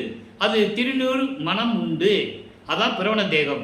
அதான் சொல்றாரு, பிரவண தேகத்தோடு என் முன் எழுந்தருளி திருநீர் பையை அவிழ்த்து, நான் திருநீர் தான் கொடுக்க போறான்னு நினைச்சுக்கிட்டு இருக்கேன். அது செஞ்சுடர் பூ அளிக்க. செஞ்சுடர் பூ பிரவண தேகத்தை கொடுக்கக்கூடிய அருள் கொண்ட ஒரு பூ, ஒரு அருள் கொடை என்று பெயர் இருக்கு. இயற்கை உண்மையின் அடிப்படையில் இருக்கின்ற ஒரு அருள் கொடை. அதான் ஒவ்வொரு இதையும் பூன்னு சொல்லுவார். செஞ்சுடர் பூ அளிக்க தரு உரு கொண்டு, நான் ரொம்ப பணிவோட அவர் எதுக்க நின்று எதிரே வணங்கி அந்த பூ வாங்கிய நான் மீண்டும் தயாநிதியே திருநூறும் தருக என கேட்க. திருநூறு கேட்கிறார். இவர் நல்லா புரிஞ்சுக்கணும். அவர் என்ன சொல்லிட்டாரு? பிரவண தேகத்தோட வராரு. அங்கே திருநீர் பூச முடியாது. பிரவண தேகத்துக்கு திருநீர் பூச முடியாது. ஆனால் திருநீர் மனம் உண்டு. அப்போ அந்த செஞ்சுடர் பூ கொடுத்த உடனே இவர் கேட்கிறாரு, திருநீர் கொடுங்க அப்படின்னு கேட்கிறாரு. மகனுக்கு சுத்த சன்மார்க்கத்தை தர வேண்டும், இனிமே திருநீர் கொடுக்க கூடாது அப்படி சொல்றார் பாருங்க. மறு உரு கொண்டு அன்று அளித்தாம் திருநீரு உனக்கு. மறு உரு கொண்டு திருநீரு வடிவமான திருநீரு மனமுடைய. மறு உரு என்பது திருநீரு மனம். திருநீரு மனமுடைய அந்த உருவத்தோடு தேகத்தோடு வந்து உனக்கு திருநீர் கொடுத்தது வாஸ்தவம். இப்ப உன் தேகம் திருநீர் மனம் வீசும். உனக்கு திருநீர் தேவையில்லை. இன்று உனக்கு இவர் கேட்கிறாரு. அதுக்கு அவர் பதில் சொல்றாரு, அன்னைக்கு நான் கொடுத்தேன், நீங்க சமயங்களையும் மதங்களையும் மரங்களையும் போது நான் உனக்கு கொடுத்தது உண்மைதான். இப்போ இன்று உனக்கு மகிழ்ந்து அளித்ததாம் இவை. இவைனா அந்த செஞ்சுடர் பூ, பிரவண தேகத்துக்குரிய அந்த அருள். இன்று அளித்த நாம் என்று வாய் மலர்ந்து நின்றாய். குரு குரு கொண்டு அழியாத வடிவம் இது கொண்டு அம்பலத்திலே அருள் நடனம் செய்து கொண்டிருக்கின்ற குருமணியே. அடுத்த வார்த்தை சொல்றார் பாருங்க, என்னை முன்னால் ஆட்கொண்ட குணக்குன்றே. என்னை முன்னால் ஆட்கொண்ட குணக்குன்றே. இது 3 நிலைகளை பிரிக்க வேண்டும். ஏனாவான் எனினும் யான் அம்மை என்னின் அடியேன் என்று கூறுவார். புதுமைய நல்லேன் தொன்று சொட்டு உனது பூங்கடலுக்கு அன்பு பூண்டவன் என்று கூறுவார். புதியன் என்ற என்னை போக்குதரோ நீர் பூர்வித்தினும் உன் திருவடிகளுக்கு அன்பு பூண்டவன் என்று கூறுவார். ஒவ்வொரு யுகத்திலே நான் இருந்தவன் என்று கூறுவார். அப்போ அவரை ஆட்கொண்டது அது 1. பிரபஞ்சத்திலே ஆட்கொண்டது 1. 2வது கருவிலே ஆட்கொண்டது. ஒரு தாயின் கருவறையில் இருக்கும்போது ஆட்கொண்டு திருவிளையாடல் செய்து தன் மகனுக்கு அருளமுத ஊட்டியது. 3வது 9வது ஆண்டிலே ஆட்கொண்டது. இந்த 3 நிலைகளை தான் ஒன்னா சேர்த்து முன்னால் ஆட்கொண்ட குணக்குன்றே. குணக்குன்றை என்பது இறைவனுக்கு 8 குணங்கள் உண்டு. அந்த விளக்கங்களையெல்லாம் நான் ஏற்கனவே நம்ம பதிவில் நீங்கள் பார்த்துக்கலாம். நிறைய விளக்கங்கள் கொடுத்துருக்கேன். 4 ஆண்டுகளாக பேசிக்கிட்டு இருக்கேன். தன்மயத்தனாதல், தூய உடம்பினாதல், இயற்கை உணர்வினாதல், முற்றும் உணருதல், இயற்கையாகவே பாசங்களை நீக்குதல். அந்த இயற்கையாகவே பாசங்களை நீக்குதல் தான் அங்கே 4ஆம் திருமுறையில் நடந்தது. 32 ஆண்டுகளுக்குள் நடந்தது. அதுக்கு அடுத்து முடிவில் ஆற்றல் உடைமை, பேரன்பில் இன்ப உடைமை, மண்பில் வரம்பில் இன்ப உடைமை. இந்த 8 குணங்களுடைய இறைவனை என்று கூறுகிறார். ஆக மகனுக்கு திருநூறு வேண்டான்னு சொல்லிட்டார். இனிமேல் உனக்கு கிடையாது, இந்த புராண தேகத்தை பிடிச்சிக்கோ அப்படின்னு அந்த பாட்டில் சொல்லிட்டார். இப்போ நடராஜபதி மாலையில் என்ன சொல்றாரு? துன்பமெல்லாம் தீர்ந்தன. லிங்க் இருக்கு. சுத்த சன்மார்க்கத்தை பெற்ற பிறகு துன்பமெல்லாம் தீர்ந்தன. என்ன துன்பம் இருந்தது அவருக்கு? சமயங்கள், மதங்கள், மார்க்கங்கள் எல்லாம் தீர்ந்து விட்டது. அதான துன்பம். தீர்ந்து விட்டது, சுகம் பலித்தது, பேரின்பம் கிடைத்தது. நின்னை சூழ்ந்தது அருள் ஒளி நிறைந்து சுத்த சன்மார்க்க நிலை அனுபவம் நினைக்கே சுதந்திரமானது. தந்தை மகனிடம் சொல்லுகிறார், மகனே, உனக்கு எல்லாம் தீர்ந்து விட்டது, உனக்கு பேரின்பம் கிடைத்து விட்டது, உன்னை சுற்றி இருக்கின்ற இருளெல்லாம் நீங்கி அருள் சூழ்ந்து சுத்த சன்மார்க்க நிலை உனக்கே சுதந்திரமாச்சு. வேற யாருக்கும் கிடையாது, சுதந்திரமானது. அதனால் இந்த உலகில் உனக்கு சுதந்திரமாகிவிட்டது. வன் பேசும் நீக்கி நல்வழியெல்லாம் ஆக்கி மண்பெல்லாம் நீக்கி எல்லா வன்மைகளையும் நீக்கி நல்வழியாக்கி மெய் வாழ்வெல்லாம் பெற்று மிகவும் மண்ணுயிரெல்லாம் கழித்திட எல்லா உயிர்களும் இன்புற்று வாழ வேண்டும் என்பதற்காக நீ நினைத்தாய். இறைவன் அதான் வேண்டாரே, எல்லா உயிரும் இன்புற்று வாழதான் சொல்றாரு. அப்போ நீ நினைச்ச இல்லை எல்லா உயிரும் இன்புற்று வாழ வேண்டும் என்று, அப்படியே நடக்கட்டும். அப்படியே சொல்றாரு. நினைத்தனை உந்தன் மன நினைப்பில் படிக்கே. நீ என்ன நினைச்சையோ அதெல்லாம் நீ வாங்கிக்கோ. எண்ணிய நான் எண்ணியவாறு என கருளும் தெய்வம். ஆறாந்தர்வர்கள் சொல்லுவார், அகவலையும் சொல்லுவார், எப்படி விளைந்தன என் மனம் இங்கே எனக்கு, அப்படி அளித்தனை அருட்பெருஞ்சோதி. எப்படியெல்லாம் எண்ணியது என் மனம் இங்கே எனக்கு, அப்படி அருளிய அருட்பெருஞ்சோதி. அப்படிலாம் சொல்லுவார். எண்ணிய நான் எண்ணியவாறு என கருளும் தெய்வம். 46வது பதிகம் அருள்ஜோதி நிலையில கடைசி வரியில சொல்லுவார், 5வது வரியில சொல்லுவார். இப்படியெல்லாம் எப்படியெல்லாம் நினைச்சியோ அப்படியே உனக்கு கிடைக்கட்டும். அன்பான மகனே, சொல்ற பாருங்க, அன்பான மகனே, நீ பெருக, எல்லாவற்றையும் நீ வாங்கிக்கொள், உளவாறு நீடூழி விளையாடுக சொல்லிட்டாரா. என்றும் எக்காலத்தும் உளவாதன் என்ன, அழியாது, நிரந்தரமாக நீ விளையாடுக என்பது பிரபஞ்சத்தை இயக்குவாயாக. 5 தொழில்களையும் செய்து கொண்டு பாடல்களாக நம்ம விளக்கம் பார்த்துட்டோம். 5 தொழில்கள் இவர் தான் கொடுக்கிறாரு. ஆத்தி முதலாம் தொழில் 5ஐயும் தேக்கி நீசை என்று அமுதளித்தான், என்னை தூக்கி எடுத்து அணைத்தான், சிற்றம்பலத்து என் கோல் சொல்வார். அவங்கெல்லாம் தனித்தனியாக செஞ்சான். பிரம்மன் படைக்கும் தொழில், திருமால் காக்கும் தொழில், ருத்திரன் அழிக்கும் தொழில், மகேஸ்வரன் மறைத்தல், சதாசிவம் அருளல் என்று தனித்தனியாக செஞ்சாங்க. ஆனால் தன் மகனுக்கு தன் தந்தை கூறுகிறார், 5 தொழிலையும் உனக்கே கொடுத்து விட்டேன், விளையாடு, பிரபஞ்சத்தை இயக்குவாயாக என்று கூறுகிறார். இதெல்லாம் பாடல்களிலே உண்டு அன்பர்களே. பிரபஞ்சத்தின் உண்மை. வல்லப்பமான் எப்படிப்பட்டவர்? இறைவனுடைய மகன், அருளால் பெற்றெடுத்த மகன். விளையாடுக என்று அருள் ஜோதியார் ஆட்சி தந்தோம், அருள் ஜோதியாம் ஆட்சி தந்தோம். திருவிழாவில் செங்கோலாட்சி வாங்கணும், முதலே அவர் சொல்லிடுறார், உனக்கு கொடுத்துடுறோம், நீ கவலைப்படாதே. திருவிழாவில் செங்கோலாட்சி உனக்கு கொடுத்துடுறோம், நீ கவலைப்படாதே. அடுத்து சொல்றாரு, உன்னை கைவிடோம் நம் ஆணை, மகனே, இது சத்தியம், உன்மேல் சத்தியம் செய்கிறேன், உன்னை கைவிட மாட்டேன். என்பொரு திருவாக்கு அளித்து, அருள்வாக்கு அளித்து என் உள்ளே கலந்து இசையுடன் இருந்த குருவே. நடராஜன் இருந்தாருன்னு சொன்னாரா? சிதம்பரம் நடராஜன் உள்ள இருந்து சொன்னாரா? இல்லை. அவர் வேற, அவர் சமயங்களையும் மதங்களையும் சார்ந்த சமயத்தின் தலைவன், கர்மசித்தன் என்று சொல்லுவார் ஒரு சிலர்கள். சில பேர் ஞானிகள்லாம் சொல்லியிருக்காங்க, அவர் கர்மசித்தன் என்று சொல்லியிருக்காங்க. அது புராணங்களில் உண்டு. அப்போ என் உள்ளத்தில் இருந்த குருவே, எல்லாம் செய்வல்ல சித்தாகி மணிமன்றில், எங்கே சத்தியஞான சபையில் விளங்கும் நடராஜ பதியே சொல்லிட்டாரா. இப்போ சத்குரி மணிமாலை பார்க்க போகிறோம், நல்லா கவனிங்க. நடராஜன் வேற, அருப்பஞ்சான் வேற நீங்க சொல்லுவார். நாய்க்கும் ஓர் தபிசையிட்டு, எப்படி சொல்ற பாருங்க, தெருவில் தெரிஞ்சுக்கின்ற என்ன, அதான் அவரை நாயின் குறிப்பிடுகிறார். தன்னை இழிவுபடுத்துகிறார் தந்தையிடம். நாய் எப்படி தெருவா சுத்துமோ அதுபோல நான் சுத்திக்கிட்டு இருந்த என்னை ஒரு தபிசு இட்டு, தபிசுன்னா எனக்குன்னு ஒரு இருக்கையை வைத்து பொன் மாமுடி நன்று சூட்டினை. எங்க நடந்தது? சுத்த சிவஞான வெளியில். அதான் நான் முதலே சொன்னேன். 5ஆம் வீட்டில் இருக்கும்போது 33வது ஆண்டில் அங்கே போய் மணிமுடை சுற்றுறாங்கல்ல, அதை இங்கே சொல்கிறாரு. சர்க்குரு மணிமாலையில் சொல்கிறார் அதை. பொன் மாமுடி நன்று சூட்டினை என்று நின் அன்பர்கள் வாய்க்கு வந்தபடி பல பேசவே. இங்கே அன்பர்கள் என்பது அடியார்கள் எல்லாம் சொல்லுவாங்க. இருந்தாலும் இங்கே தேவர்கள் தான் நம்ம சொல்லணும். அன்பர்கள் எதுக்கு வாய்க்கு வந்தபடி பேச போகிறாங்க இல்லையா? ஆனால் தேவர்கள் பேசுவாங்க. தேவர்கள் வாய்க்கு வந்தபடி பலபடி பேச இந்த மதி இல்லாதவனையும் அறியாமையில் இருந்த என்னையும் மன்னருள் சத்தியாம் தாய்க்கு காட்டி. எப்படி சொல்றாரு பாருங்க.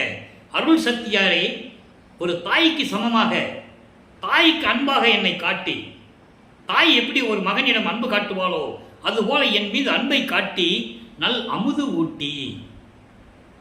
நல் அமுது ஊட்டி, நல் அமுது என்பது சுத்த சன்மார்க்கத்தை எனக்கு கொடுத்து அருள் அமுதத்தை ஊட்டி ஓர் தவளமாட பொன் மண்டபத்து ஏற்றி. தவளமாடத்து பொன் மண்டபம் எது? சுத்த சிவஞான வெளி, 16வது வெளி, ஞானத்தில் ஞானம். அதுதான் கடவுள் நிலை அறிந்து அமயமாகக்கூடிய நிலை. அந்த நிலைக்கு என்னை ஏற்றி செய்திக்கு நேரா. என்ன சொல்றாரு பாரு, செய்திக்கு நேரா என்பது மகன் என்ற உரிமையோடு, மகன் என்ற உரிமையோடு, எனது குழந்தை, எனது மகன் இவன் என்ற உரிமையோடு என்னை சுத்த சிவனாவல வெளியில் ஏற்றி என் கையில் பொற்கங்கணம் திகழ கட்டினை. இந்த பொற்கங்கணம் என்பது ஒரு காப்பு. அதை ஏன் இங்கே சொல்றாருன்னா, அந்த காலத்தில் மன்னர்கள் இளவரசனுக்கு ஒரு அடையாளம் இருக்கும், கையில் காப்பு கட்டுறது. காப்புனா ஒரு மாதிரி வளைய மாதிரி இருக்கும். நாட்டாமைங்க செய்வாங்க, ஜமீன்தார்கள் கையில் கட்டியிருப்பாங்க. அது என்னன்னா வாரிசுன்னு அர்த்தம். அந்த ஜமீனுக்கு வாரிசு, அந்த மன்னனுக்கு வாரிசுன்னு அர்த்தம். அதுபோல என்னையும் மகன் என்ற உரிமையோடு என் கையிலே ஒரு காப்பு கட்டி இவன் என் மகன் என்று பிரபஞ்சம் அறிய நீ என்னை அருளினாய். என்னை நீ செய்கையே என்ன உன் திருவிளையாடல் தந்தையே, எப்படி உன் திருவிளையாடலை நான் சொல்லுவது? அழகாக சொல்லுகிறார். தனி நடராஜனே என்ன உனக்கு இது சொல்லுன்னு சொல்லுவார். இப்போ பாருங்க, தனித்திரு அலங்கள் 153வது பாடல் நேரம் நெருங்கிட்டு இருக்கு. நல்லா கவனிங்க. அதை தான் இப்போ நம்ம சொன்னோம். தாய்க்கும் ஒரு தபிசையிட்டு பொன்மடி சூட்டி நன்றி சூட்டினை என்று நீ நண்பர்கள் வாய்க்கு வந்தபடி பேச. நண்பர்கள் நீங்கள் தேவர்களே வச்சுக்கலாம். ஏன்னா அடியார்கள் எல்லாம் வாய்க்கு வந்தபடியெல்லாம் பேச மாட்டாங்க இல்லையா? ஆனால் தேவர்கள் பேசுவாங்க. அதெல்லாம் சொல்றாரு. படி உள்ளோரும் வானுள்ளோரும் பதியும் ஓரவாரன் என்பான் பரிவு தேக்கியே. அடியனாக்கி பிள்ளையாக்கி நேயனாக்கியே, அடிகளாக்கி கொண்டாய் அவலம் நீக்கியே. சொல்றாரு, அடிகளாக்கி கொண்டாய் அவலம் நீக்கியே. இதை படியுள்ளோரும் வானுள்ளோரும் பதிக்கும் ஓரவாரன், அதாவது இறைவனுக்கு ஓரவஞ்சன் இருக்குன்னு சொல்றாரு. ஓரவாரான் என்பான் பரிவு தேக்கியே. அப்போ தேவர்கள்லாம் சொல்லுவாங்க, எல்லாருமே சொல்லுவாங்க இறைவனுக்கு கூட ஓரவஞ்சன் இருக்குது, எல்லாமே மகனுக்கு செஞ்சுக்கிட்டு இருக்காருன்னு. அதை தான் இங்கே சொல்கிறேன், வேற ஒன்றும் இல்லை. இவங்கெல்லாம் வாய்க்கு வந்தபடி பேசுகிறாங்க, இறைவன் மகனுக்கே செஞ்சுக்கிட்டு இருக்காருன்னு சொல்கிறாங்க அப்படின்னு சொல்கிறாரு. அடுத்து ஒரே ஒரு விளக்கம், அனுபவ மாலை. நல்லா கவனிங்க. 26வது பாடல். முடிவுக்கு முடிவான நிலை, இறைவனிடம் பெற்ற அனுபவத்தை உலக மக்களுக்கு தெரிவிக்கிறார் வல்லற்பமானவர்கள். தன்னை மனைவியாகவும் மகனாகவும் இறைவனை தலைவனாகவும் கணவனாகவும் தந்தையாகவும் வர்ணனை செய்து ஒரு தோழியிடம் சொல்லுவது போல இந்த பாடல் இருக்கும். நல்லா கவனிக்கணும், அற்புதமான பாடல். ஏன்னா இறைவனை தந்தைன்னு சொல்லுவார், நான் மகன் சொல்லுவார், ஆனால் திடீர்னு எனது கணவர்னு சொல்லுவார்.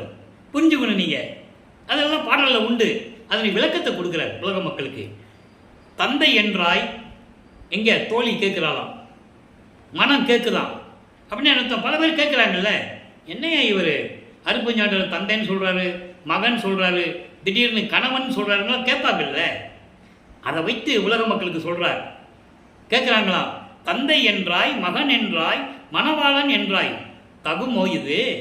ஏதாவது ஒன்று சொல்லு, தந்தைன்னு சொல்லு, இல்லை நீ அவனுக்கு மகன் சொல்லு, இல்லை நீ அவர் உனக்கு கணவன் சொல்லு. நீ எல்லாமே சொல்லிட்டு இருக்கியே, என்ன வினைவுதையோ மடவாய், நீ என்ன இப்படியெல்லாம் நீ பேசுறேன்னு நீ கேட்குற, தோழிகிட்ட சொல்கிறாரு, என்று நீ கேட்கிறாய் பெண்ணே, இப்படிதான் நீ கேட்குற.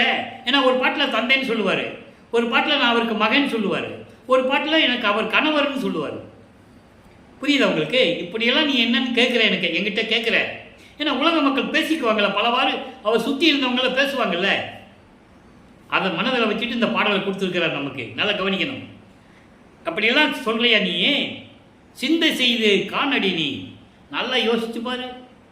சிற்றவையில் நடிக்கும் திருவாளர் என்னை புணர்ந்த திருக்கணவர், என்னை அவர் ஆட்கொண்டதனால் அவரை நான் கணவன் என்று சொன்னேன். திருச்சிற்றம்பலத்திலே சிற்றவையிலே திருவிளையாடல் செய்து கொண்டிருக்கிறவர் என்னை ஆட்கொண்டதனால், மனம் புரிந்ததனால் என்று சொல்வார். புணர்ந்தது என்று சொல்வார். கணவனும் மனைவியும் புணர்ச்சி செய்வது. அப்போ தன்னை மனைவியாகவும் இறைவனை கணவனாக நினைத்ததான் புணர முடியும், கலந்து கொள்ள முடியும். என்னை புணர்ந்ததனால் நான் கணவன் என்று சொன்னேன். சொல்லிட்டாரா? என்னை மனைவி, நான் மனைவின்னு சொன்னேன், அவரை கணவன் சொன்னேன். ஏன்னா என்னை புணர்ந்து விட்டார். அவர் புணர்ந்து விட்டார் என்ன அர்த்தம்? கலந்து கொண்டார், ஆட்கொண்டார்னு அர்த்தம். அதனால் நான் கணவர்னு சொன்னேன். புரியுதுங்களா? கேட்ட கேள்விக்கு பதில் வருது. கணவர் அவர்தம் அந்த நடுமுதல் எல்லா அரும் பெருஞ்சோதியது, ஆதியும் அந்தமெல்லாம் தோன்றிய இறைவன். அந்தமும் இல்லை, நடுவும் இல்லை, முடிவும் இல்லை. புரிஞ்சுக்கணும். 3 உலகங்கள், விண்ணுலகம், பூலோகம், பாதாள உலகம், 3 உலகங்கள் இருக்குல்ல, எதுவுமே இல்லாமல் சுதந்திரமாக தோன்றிய இறைவன். அதாவது சுதந்திரம்னா சுயமாக தோன்றிய இறைவன். அவனுக்கு அந்த நடு முதலெல்லாம் கிடையாது. அப்படிப்பட்ட அருப்பெருஞ்சோதியார் என் தந்தை. இப்போ தந்தைன்னு சொல்லுவார். அண்ட சராசரங்கள் எல்லாம் கண்டது வேறு இல்லையே. இந்த அண்டங்களும் அண்டங்களில் இருக்கின்ற அசையும் அசையா பொருள்கள் அதை தானே பார்த்தாங்க. என்னை ஆட்கொண்டது, எனக்கு அருளியதெல்லாம் எல்லாம் பார்த்துட்டு தானே இருக்காங்க. வேறு இல்லையே, வேறு எதுவும் அவங்க பார்க்கல. எந்த வகை பொய் புகழ்வேன்? நான் எப்படி பொய் சொல்ல முடியும்? கேட்குறேன். நான் எப்படி பொய் சொல்ல முடியும்? உண்மை தானே சொல்ல முடியும். நான் அவரை கணவன் சொன்னது உண்மைதான். என்னை புணர்ந்ததனால் சொன்னேன், என்னை கலந்ததனால் சொன்னேன், அவனை மணவாளர் என்று நான் சொன்னேன். ஆட்கொள்ளும் போது தந்தை என்று சொன்னேன். அவர் ஆட்கொண்டு எனக்கு அருளை கொடுக்கும்போது நான் அவருடைய மகன் என்று சொன்னேன். அதான் அந்த வரிக்கு விளக்கம். முதல் சொன்ன வரிக்கு அதான் விளக்கம். தந்தை என்றாய், மகன் என்றாய், மணவாளன் என்றாய், தகுமோ இது அப்படின்னு நீ கேட்கிற அப்படின்னு தோழியிடம் கேட்பது போல மக்களிடம் கேட்கிறார். ஏன்னா அவர் இருக்கும்போதே காது கூட பேசிக் கொண்டு இருப்பார்கள். என்ன இவர் பாட்டில் தந்தைன்னு சொல்றாரு, மகனுன்னு சொல்றாரு, அவர் என்னுடைய கணவர்னு சொல்றாரு, ஒன்று நிலையா சொல்ல மாட்டேன்னு பேசிக்குவாங்கல்ல, அதுக்கு பதில் சொல்லணும் இல்லை. அதுக்கு தான் பதில் சொல்றேன். நான் கணவன், என்னுடைய கணவன் சொன்னது உண்மைதான். என்னை புணர்ந்ததனால் கணவன் சொன்னேன், என்னை ஆட்கொண்டதனால் தந்தை என்று சொன்னேன், எனக்கு அருளியதனால் நான் அவருடைய மகன் என்று சொன்னேன். புரிஞ்சு போச்சா? 3க்கு விளக்கம் கொடுக்குறார். நல்லா புரிஞ்சுக்கணும். இது இறைவன் கொடுத்த விளக்கம் இந்த அடியனுக்கு. அவ்வளவு விளக்கம் இருக்கு இந்த பாட்டில். அதோடு மட்டுமல்ல, அண்ட சராசரங்களை பார்த்துட்டு தான் இருக்காங்க. அவங்க பார்த்ததெல்லாம் உண்மை தானே. நான் எப்படி போய் சொல்ல முடியும்? எந்த வகையை போய் புகழ்வேன்? நான் எப்படி போய் சொல்ல முடியும்? நான் தந்தைன்னு தான் சொல்ல முடியும், மகன் தான் சொல்ல முடியும், மணவாளன் தான் சொல்ல முடியும். நான் போய் சொல்ல முடியாது. ஏன்னா இந்த அண்டத்தில் அசையும் அசையா பொருட்கள் எல்லாம் பார்த்துட்டு தானே இருக்கு. நான் எப்படி போய் சொல்ல முடியும்? தெளிவாக சொல்லிட்டாரு. இப்போ உங்களுக்கு புரிஞ்சிருக்கும். நான் போய் சொல்ல முடியாது. மற்றையர் போல் வீரும் அவர் திருமேனி, மற்றையர் போல் அம்மா, என் தோழியே, உலக மக்களே, மற்றவர்கள் போல் வீரும் அவர் திருமேனி நானும் என அறியே. உலக மக்களே, அருளோடு விளங்கக்கூடிய அவருடைய தேகமும் என்னுடைய தேகமும் ஒன்றுதானே. எப்படி வேற வேறுன்னு சொல்ல முடியும்? நாங்கள் 2 பேரும் புணர்ந்ததனால் அவர் என்னுடைய கணவர், ஆட்கொண்டதனால் அவர் எனக்கு தந்தை, அவரிடம் இந்த அருளை பெற்றதனால் மகன் என்ற உரிமையோடு அருளை பெற்றுக்கொண்டேன் சொல்லுவார்ல. மகன் என்ற உரிமையோடுன்னு சொல்றாருல. இதுக்கு முன்னால் பாட்டில் தனித்திறன்கள் சொல்றாருல, சேய்க்கு நேர என் கையில் காப்பு கட்டினார் என்று சொல்லுகிறார். மகன் என்ற உரிமையோடு. அப்போ மகன் தானே சொல்லணும். நான் எப்படி போய் சொல்ல முடியும்? எல்லாம் பார்த்துட்டு தானே இருக்காங்க பிரபஞ்சத்தில். வேற ஒன்றும் இல்லை, நானும் அவர் ஒன்று தான். வீரும் அவர் திருமேனி, அருளோடு விளங்கி கொண்டிருக்கின்ற அவருடைய திருமேனியும் அவருடைய தேகமும் நானும் ஒன்றுதான். நானும் என அறியேன். நீ தெரிந்து கொள்ளுங்கள் உலக மக்களே, நானும் அவரும் ஒன்றுதான். அதான் சொன்னாரு, நான் தானானான், தான் நானானான், நானும் தானுமானோம் ஒன்றானோம். அருமையான பாடலாம் உண்டு தனித்தீரலங்கள்ல. அப்போ ரெண்டு பேரும் ஒன்றாயிட்டாங்க. என் உடல் பொருள் ஆவி அத்தனையும் அவரிடையே கொடுத்தேன், அவர் இதை நான் பெற்றுக்கொண்டேன் என்று கூறுவார். அப்போ அவருடைய தேகமும் என்னுடைய தேகமும் ஒன்றுதான். உலக மக்களே, எப்படியெல்லாம் தனக்கு இறைவன் திருவிளையாடல் செய்தார் என்பதையும், இறைவனிலிருந்து எப்படியெல்லாம் அருளை பெற்றுக்கொண்டார் ஒவ்வொரு காலகட்டத்திலும், 9வது ஆண்டிலிருந்து ஒவ்வொரு திருமுறையிலிருந்தும் 8 ஆண்டுகளுக்குள் எப்படியெல்லாம் அருளை பெற்றுக்கொண்டார் என்பதையெல்லாம் பார்த்து விட்டோம். இப்படிதான் இறைவனுடைய திருவிளையாடல் தொடர்ந்து நடந்து கொண்டிருக்கிறது. இனியும் நிறைய இருக்கிறது. எனவே அன்பர்களே, நீங்களும் சுத்த சன்மார்க்கத்தில் இணைந்து அருப்பெருஞ்சோதி அருப்பெருஞ்சோதி தனிப்பெருங்கனை அருப்பெருஞ்சோதி என்ற மகாமந்திரத்தை உச்சரித்து சைவ நெறியில் இருந்து கொண்டு தீப வழிபாடு செய்து இறைவனிலிருந்து எல்லா அருளையும் பெற்றுக்கொண்டு இந்த வையகத்திலே நீங்கள் வாழ்வாங்கு வாழ வேண்டும், நோயற்ற வாழ்வில் வாழ வேண்டும் என்று இறைவனுடைய தயவோடையும் கருணையோடையும் வாழ்த்தி இந்த வள்ளலார் ஊழியன் விடைபெறுகிறேன். மீண்டும் நாளை சந்திப்போம். நன்றி, வணக்கம். அருட்பெருஞ்சோதி அருட்பெருஞ்சோதி தனிப்பெருங்கருணை அருட்பெருஞ்சோதி. நாளையும் இறைவனுடைய திருவிளையாடல் தொடரும். கண்டு மகிழ்ந்து இறைவனுடைய அருளை பெற்றுக்கொள்ளுங்கள்.